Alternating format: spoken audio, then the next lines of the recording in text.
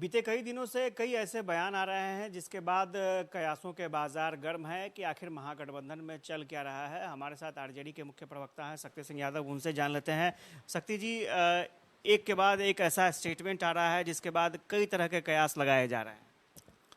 देखिए, भ्रम की स्थिति कोई उत्पन्न करना चाहती है Bharatiya Janata party. Certain platform इस भूमिका में अपनी कसरत करने में पीछे नहीं हट रही है। सवाल कुछ होता है, व्यूज कुछ होता है, न्यूज कुछ होता है। एक बात आप जान लीजिए, राष्ट्रीय परिषद की बैठक में आदरणीय लालू प्रसाद जी ने स्पष्ट तौर पर एक कह रखा था कि सरकार और गठबंधन पर बोलने का अधिकार सिर्फ नेतृत्व को प्रदत्त है और बाकी चीज़ों के लिए तो पैनल बना हुआ है। पैनल से अलग कोई बयान पार्टी का बयान हो ही नहीं सकता है। और जिन लोगों ने बयान दिया है उन लोगों ने स्वयं ही कहा है कि मेरी निजी राय है। तो भाई, व्यक्तिगत राय को पार्टी से जोड़ करके कोई नहीं देखा जा सकता है।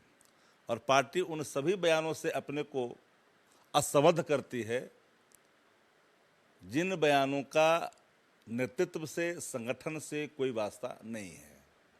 एक स्टेटमेंट आया आपके एमएलसी हैं सुनील सिंह जी का, वो अशोक चौधरी जी पर स्टेटमेंट दे रहे थे। आज उन्होंने फिर एक ट्वीट किया है जिसमें उन्होंने ये कहा है कि अगर यूपीएससी में सवाल पूछा जाए कि विश्व के सबसे अविश्वसनीय नेता का नाम बताइए, तो उन्होंने सब क्वेश्चन मार्क। देखिए, एक बात जान लीजिए, अशोक चौधरी जी और सुनील जी में क्या चीज़ है, क्या आरोप प्रत्यारोप है, उन विषयों से न महागठबंधन को मतलब है न राजस्व को मतलब है। आदरणीय तेजस्वी प्रसाद यादव जी, आदरणीय नीतीश कुमार जी के नेतृत्व में बेहतर सरकार चला रहे हैं। बिहार की महागठबंधन सरकार ने जो परसेप्शन स्थापित किया है देश भर में विपक्षी दलों को एक मंच पर लाने का, जो लगातार प्रयास हुआ है, जिसके सार्थक नतीजे आए हैं, आने वाले कल में दूसरी बैठक होनी है। इधर फोकस है, देश का सवाल है, जहां बुनियादी सवाल महंगाई का, बेरोजगारी का, लाचारी का। अब संविधान बदलने की बात हो रही है देश के अंदर में। लोकतंत्र, संविधान, बेरोजगारी, लाचारी, किसान, मजदूर और महंगाई जैसे मुद्दों को हम लेकर के आगे बढ़ रहे हैं।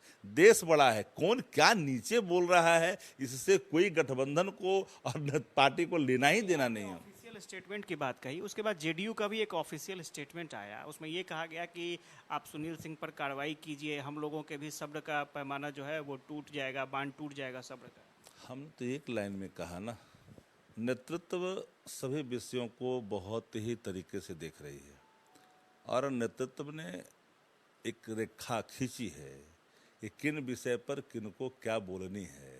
उससे इतर कोई जाता है, वार वार कोई जाता है, तो वह स्पष्ट हो जाता है। वो बताने की जरूरत ही नहीं पड़ती है फिर कि वही आचार संहिता जब पार्टी में लागू है तो कोई भी व्यक्ति आचार संहिता का बार बार उल्लंघन नहीं कर सकता है। अगर करता है तो समझ जाइए। बात मैं उतना ही जानता हूँ कि नेतृत्व और नीतियाँ दोनों के प्रति प्रतिबद्ध जो लोग हैं वो चीज़ों का ख्याल करते हैं। एक और घटनाक्रम हो रहा है, चिराग पासवान एनडीए ज्वाइन करने जा रहे हैं और चर्चा है कि वो केंद्र में मंत्री भी बनेंगे। अच्छा, एक बात बताइए, केंद्र में मंत्री बनेंगे तो उनके लिए होगा, पर एक बात याद रखिएगा, जो विपक्षी एकता है, बिहार में किसी को कोई सीट प्राप्त होने वाला नहीं है।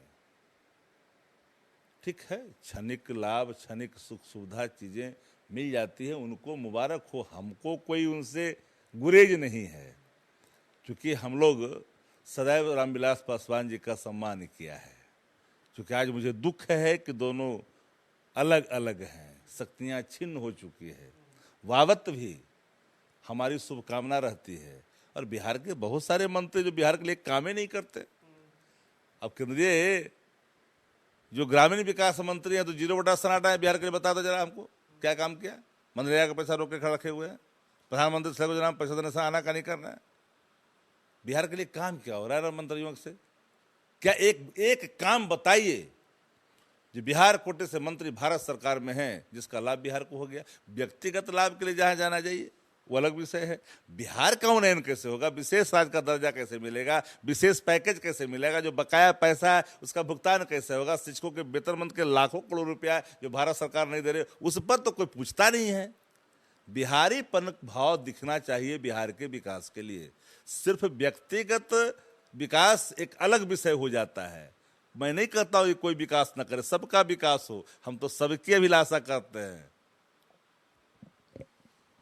शक्ति यादव थे और इन्होंने साफ तौर पर कहा है कि चिराग पासवान व्यक्तिगत लाभ के लिए भले ही जा सकते हैं, लेकिन महागठबंधन यहाँ पर एकजुट है और केंद्र सरकार के खिलाफ माहौल बन चुका है। जहाँ तक महागठबंधन में जो चल रहा है, तो आरजेडी की तरफ से राजद सुप्रीमो ने एक लाइन दी है और उस आचार संहिता का, उस लाइन का उल्लंघन करना बिल्कुल सही नहीं है और आलाकमान पूरे मामले पर गंभीरता से नजर बनाए हुए है। कैमरा पर्सन फिरोज के साथ आशुतोष चंद्रा, कशिश न्यूज़, पटना।